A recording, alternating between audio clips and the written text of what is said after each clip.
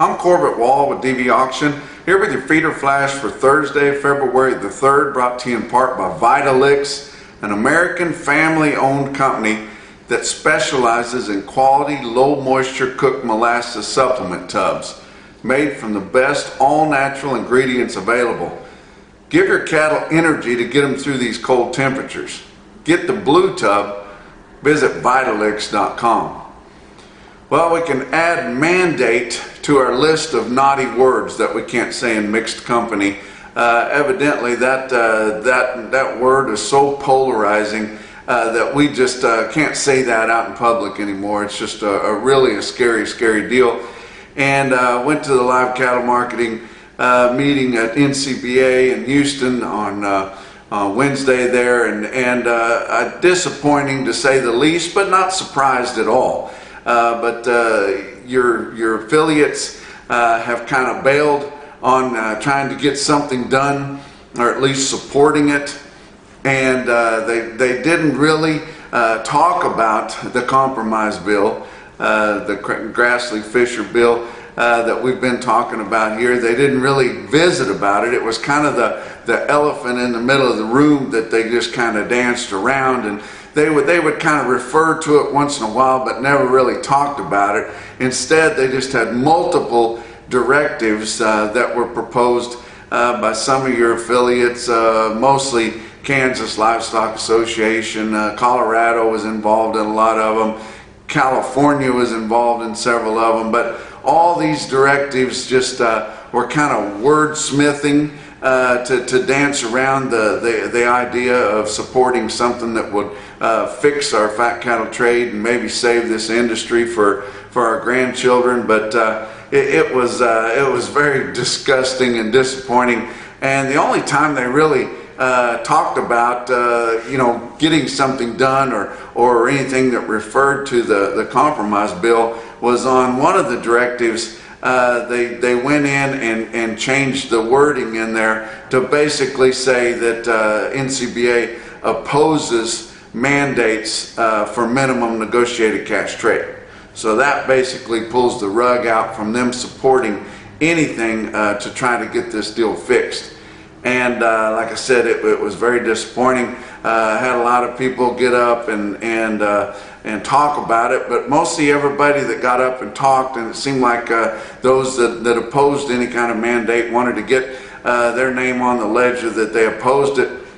And most of the groups that supported it just sat and stewed about it, and because it was disgusting for them to watch also. But I can't tell you how much that it appeared that American Farm Bureau Federation not supporting the compromise bill had an effect, because most of the southeastern state affiliates that had supported mandates earlier, they backed out on the deal, and then they went and threw in with Texas Cattle Feeders and Kansas Livestock Association to oppose any kind of mandate. We really only had three big players that supported a mandate. It's the same ones that we've had all the time, and it's the same ones that trade a significant portion of their fat cattle in a negotiated manner. That was Nebraska Cattlemen's, Iowa Cattlemen's, and Missouri Cattlemen's associations were the bigger ones that had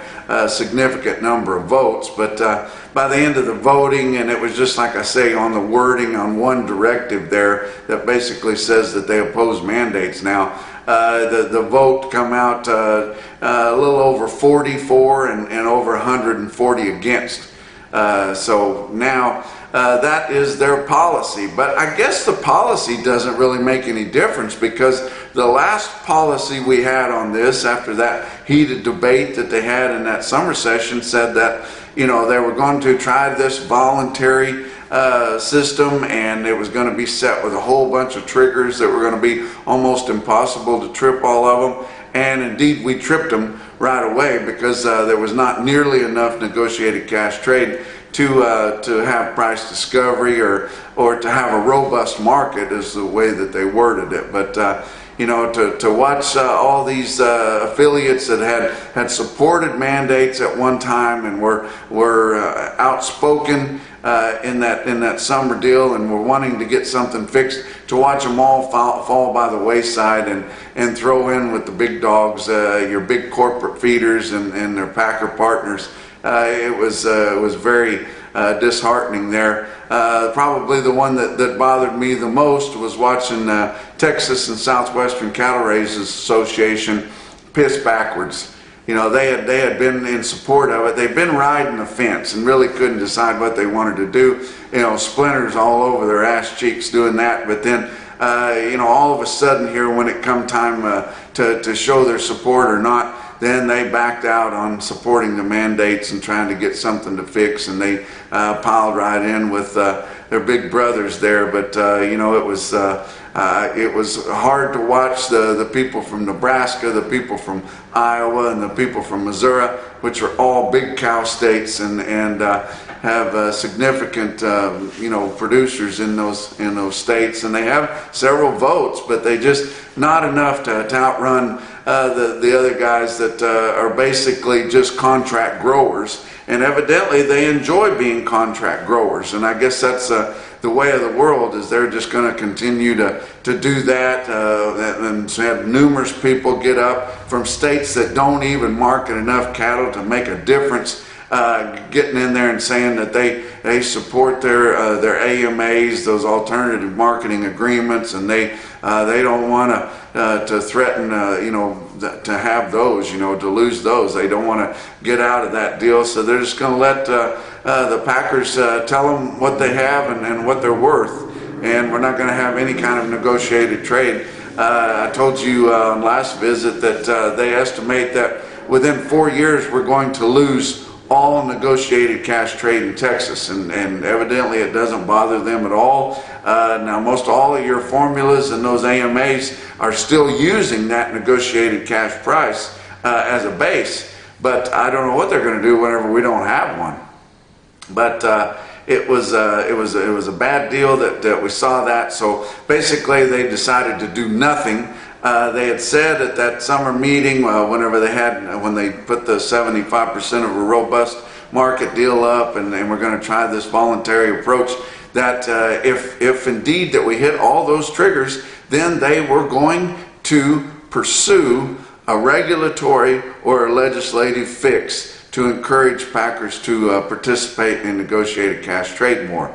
And they absolutely did not do that at all. So I'm not sure why we have these groups if you know, we have a lot of debate and we have a lot of people that are involved in the decision making, and then they form a policy and then they don't follow through with it. So I'm not sure how viable NCBA is on fixing these marketing things or addressing them, but I would encourage those affiliates and anybody else that wants to you know, get a mandate going to throw in with U.S. Cattlemen's Association, because they are definitely not backing down from this, and I still think we're going to get the bill passed. We're going to have a media push with several of the senators that are in favor of this, the sponsors on the bill, and we're going to push that out, and they're not going to put it up for vote until they know they got the votes, but we're likely going to get the votes, and they're just going to just ignore NCBA,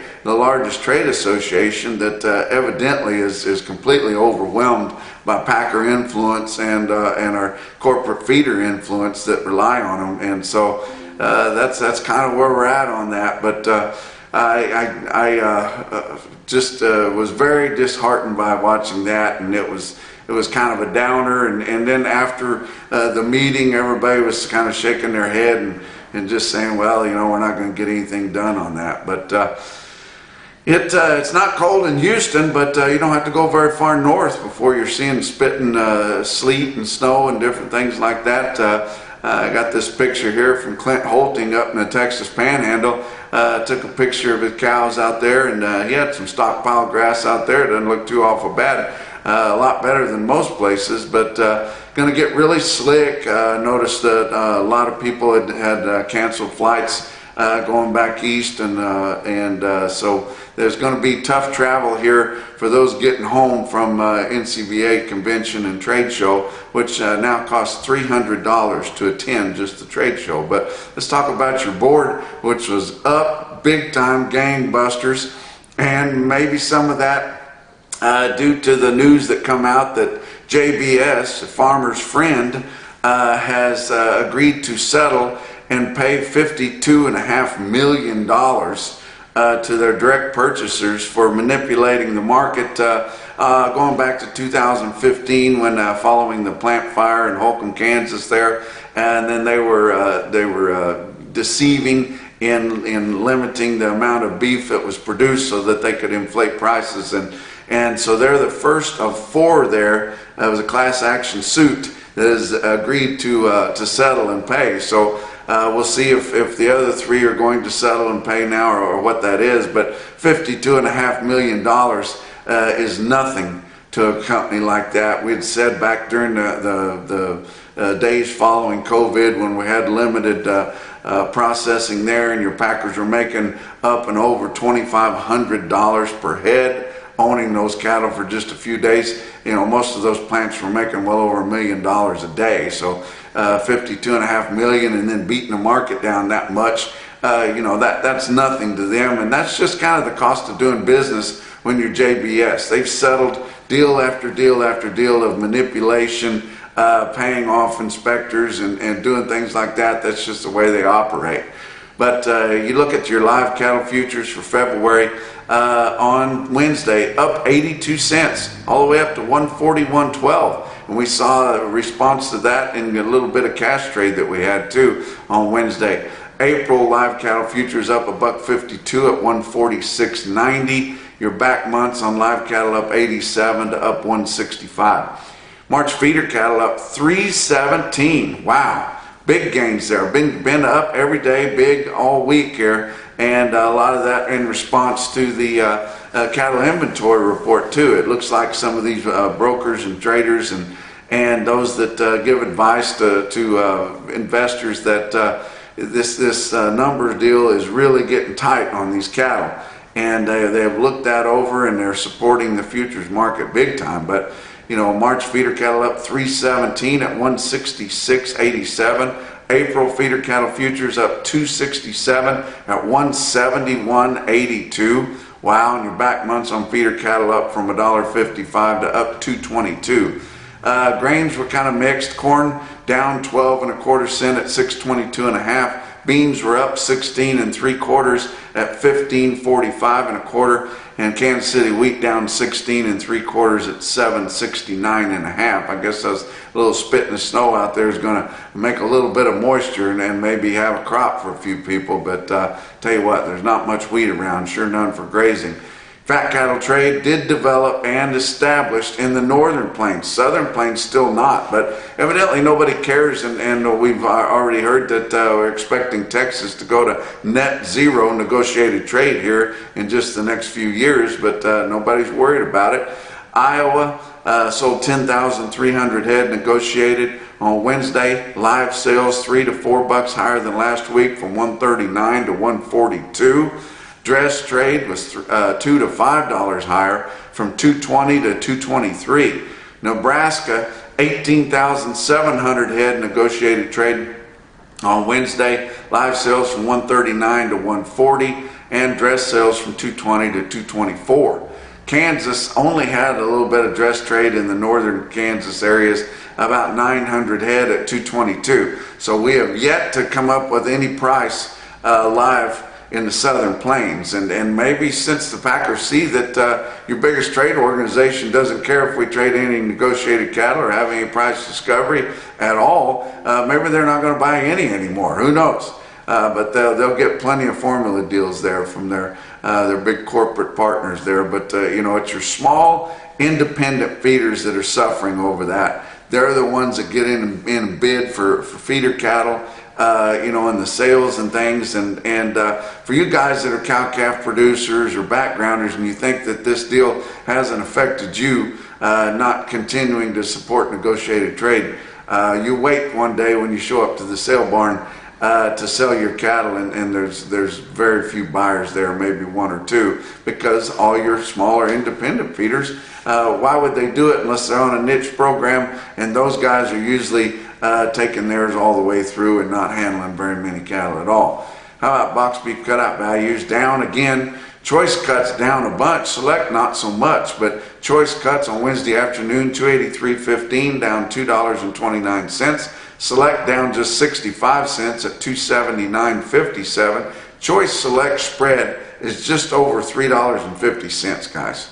And they keep talking about how they want this these really top graded cattle there, but you look at how the box beef cutout values are selling, and it doesn't really show that. Slaughter was big again on Wednesday. We're fully back to normal. Wednesday's harvest 121,000. So far for the week 362,000, 11 more than last week, 8 more than the same week a year ago. Talk about your feeder cattle markets, brought to you by Margin Tracks by Midcon. Real-time index late in the day on Wednesday set at 159.24, inching back up to 160. That was up 92 cents from late trading on Tuesday. Look at your sales on Wednesday that had them. Of course, the weather, kind of curbed a lot of receipts around because it was just getting slick and kind of tough outside. So not a lot of marketing, but where they had sales, they sold really, really well. Winter Livestock, Dodge City, Kansas just had a light run of 1,100 head. Not going to have the sale in Pratt on Thursday because of the weather. But it didn't, help receipts at Dodge City. But your market in Dodge City on light receipts steady to $5 higher, and spots as much as $9 higher.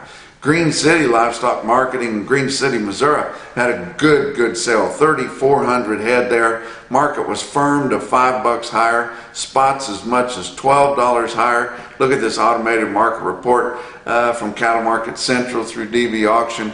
You see your best tested weights of steers, 375 head of 5-weight steers, average 557 with a weighted average price of 190.93, weighing in the upper fives. 706 head of 6-weight steer calves in Green City, Missouri, average 648 pounds with a weighted average price of 181.45. And 310 head of the 7-weight steer calves, average 740 at 163.34. Bassett Livestock had a sale, but a light run on Wednesday, just about 3,000 head, which is a light run for them. Market was sharply higher there in Bassett, and they've got the top quote for the day here at the end of the report. Other stick-out sales, individual quotes around the circuit. Sterling Livestock Commission in Sterling, Colorado, 76 head, 726-pound steers, bring $180. My buddy Tom Walters there, Federal Market Reporter in Kearney, Nebraska, told me about an individual quote in Huss, Platte Valley Livestock Market there in Kearney. 102 head, 902-pound steers, bring 161.25. Wow. But the best quote that I saw anywhere on Wednesday in your National Beef Wire top quote for the day indeed come out of Bassett Livestock Market there. 251 head, 658-pound steer calves, bring 198.50. And that's your feeder flash for Thursday.